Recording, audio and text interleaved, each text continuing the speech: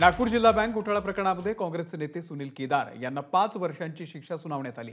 त्यातच आता त्यांची आमदारकी सुद्धा धोक्यात आलेली आहे, कारण नागपूर पोलिसांनी विधिमंडळाला सुनील केदार यांच्या शिक्षेची माहिती दिलेली असून कोर्टाचे आदेश पाठवलेले आहेत। त्यामुळे केदार यांच्या आमदारकीचा निर्णय आता विधानसभा अध्यक्ष राहुल नार्वेकर यांच्या कोर्टात आहे।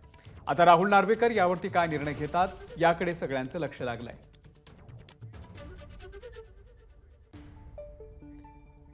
आणि या संदर्भातले अपडेट देण्यासाठी सुशांत सावंत आपले प्रतिनिधी आपल्या सोबत आहेत। सुशांत, 5 वर्षांची शिक्षा झालेली आहे सुनील केदार यांना, त्यांची आमदारकी आता धोक्यात आलेली आहे। काय नेमकी पुढची कारवाई असेल आमदारकी संदर्भात?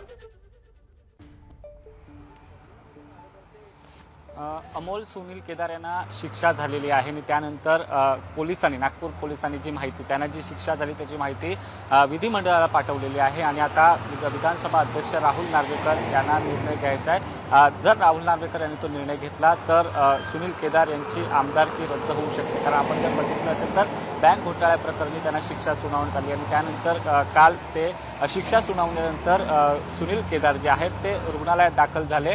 त्यांचा ECG काढण्यात आला होता आणि त्यानंतर आज देखील ते रुग्णालयात आहे। काल रात्रीपासून त्यांना डोकेदुखीचा त्रास जो आहे तो सुरू झालेला आहे। त्यामुळे आज संपूर्ण डॉक्टरांची टीम जी आहे त्यांच्या देखरेखीखाली त्यांना ठेवण्यात आलेलं आहे। त्यानंतर दुपारनंतर पुन्हा त्यांचा एक ECG काढण्यात येईल आणि त्यानंतर त्यांना पुन्हा जेलमध्ये पाठवायचं काय हा निर्णय घेतला जाईल। मात्र आपण जर बघितलं असेल तर या सगळ्यामुळे आता सुनील केदार यांची आमदारकी जी आहे ती जाऊ शकते। विधिमंडळाला तसं पत्र आलेलं आहे। नागपूर पोलिसांनी त्यांना जी शिक्षा झाली त्याची माहिती जी आहे ती विधिमंडळाला दिली आहे। त्यामुळे आता विधानसभा अध्यक्ष राहुल नार्वेकर नेमका काय निर्णय घेतात हे देखील पाहणं तितकंच महत्त्वाचं ठरणार आहे। अमोल, धन्यवाद सुशांत दिलेल्या या संपूर्ण माहितीबद्दल।